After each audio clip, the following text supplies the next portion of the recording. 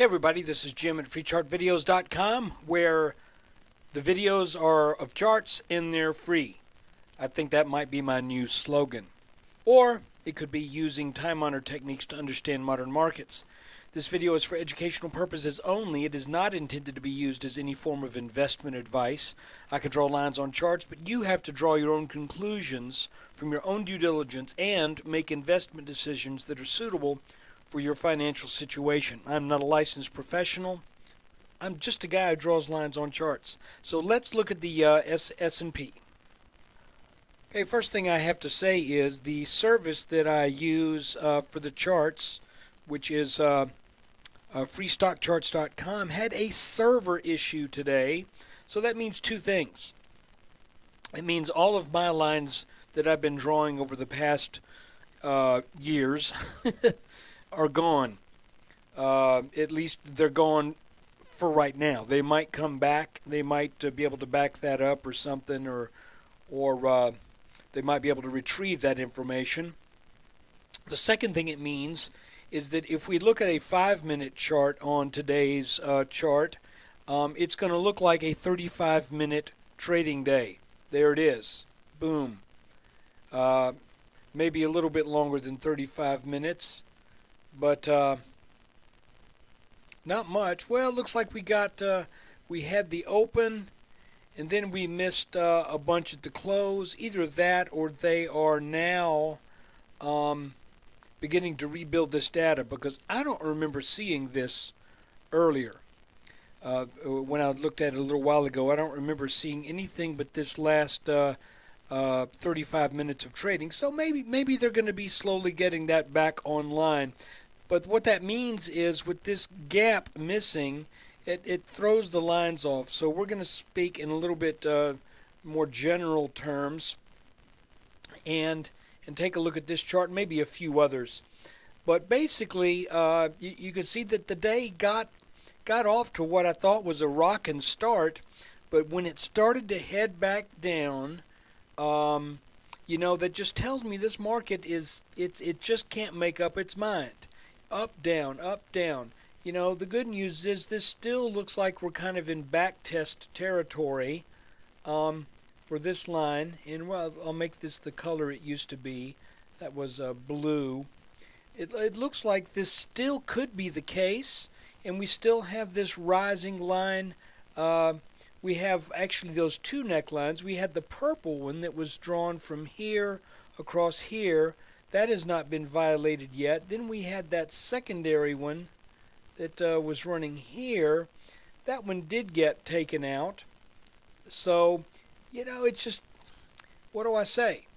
This is what happens, it seems, when the markets are when the markets are trying to work out a sense of direction. You often just end up getting thrown all over the place.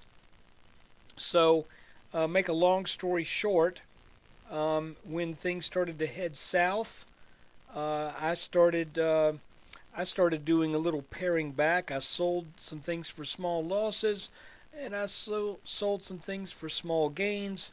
And the things that I thought would do well for the rest of the day, I held. And so I ended up being net up on the day, but not by much. I think one of my accounts was up about 0.5%. Another was about another 0.5%. And the one that got hit the hardest was down 0.3%. So all in all, I'm not dissatisfied at all with how I came out of the day. But I do feel that this market I need to see a little bit clearer sense of direction before I'm going to throw a lot at this right now. That might mean we're at a bottom. So, if that's the case, take advantage of using me as kind of a contrarian indicator. But let me show you why I did what I did. We've got the S&P that looks like it wants to back test this line right here. But if we look at the Russell, this chart right here, you can see that the Russell hadn't back tested yet, and it really it was the ugliest of the three. So what I'm thinking right now is I'm going to watch this really carefully. I sold my SOX L today for about a 70-cent loss, and sold my U Pro from the S&P for no gain. Could have sold it yesterday for a couple buck profit, but even on that. But I'm thinking I'm going to watch this and see what happens when the Russell gets down to touch this line. If it does, if it puts in a candlestick that looks like it's trying, it may be turning up. I think I may play TNA here. But additionally, we're going to watch the 10-minute chart to also see what kind of pattern we're getting. We just can't look at it right now because of the missing data on this chart. Now let's also look at the Dow indexes. And here's where we see some of this kind of paranoia again, or not paranoia, but schizoid action. Here we've got the Dow Transportation Average, the Dow Transports, and look, it's fully made a pullback to where one would expect it to. It's got it done. But now let's look at the Dow Industrials. Not even close.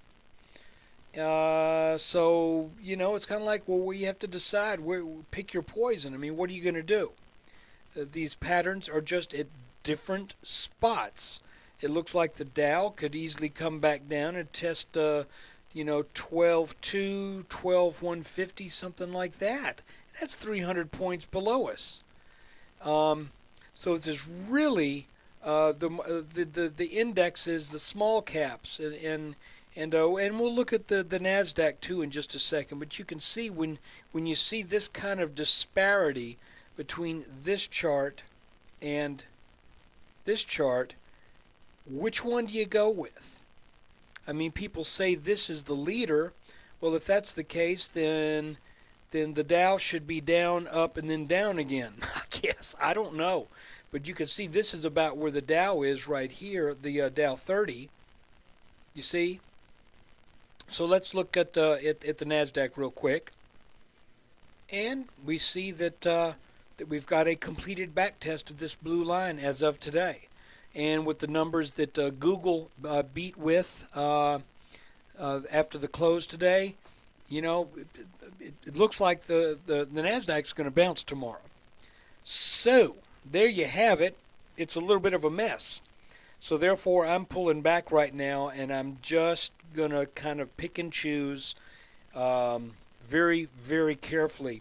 Because if this line breaks, then we could head on back down and retest this again potentially. Hopefully not.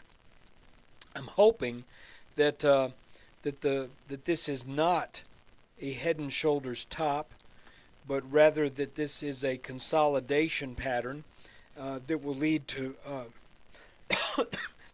higher highs. But we got no guarantee. All we can do is look at this action and look at these trend lines to see if these are going to hold up. It's interesting to note that we had an almost exact test of this bottom in March, again in June. It's also interesting that, like I said, that we've come up over this line right here, and now we've back tested it. That alone tells me there's a chance that we head back up. But let me tell you what I'm waiting for. I'm waiting for us now, just to be a little bit safer about things, I'm waiting for us to break that line right there. If this line were to break, I'd be giving up some points. I'd be giving up something, but what I would be getting in return would be a little bit more security, I think, in the trade. Because if that breaks, then we know the markets are really wanting to go higher. So a breakout above this line and a pullback, and I think I'm back in a bigger way. But as long as we stay under this line and we're hammering down on this blue line right here, I think I think it's a gamble. And right now I'm not willing to gamble. Well, that's it for today. Hopefully tomorrow that data will be restored for the so we can look at the 5 and 10 minute charts, because I really think that's extremely helpful. And I might have a totally different feeling about things tomorrow if I can see that, but I can't. So take care. Come visit me at freechartvideos.com.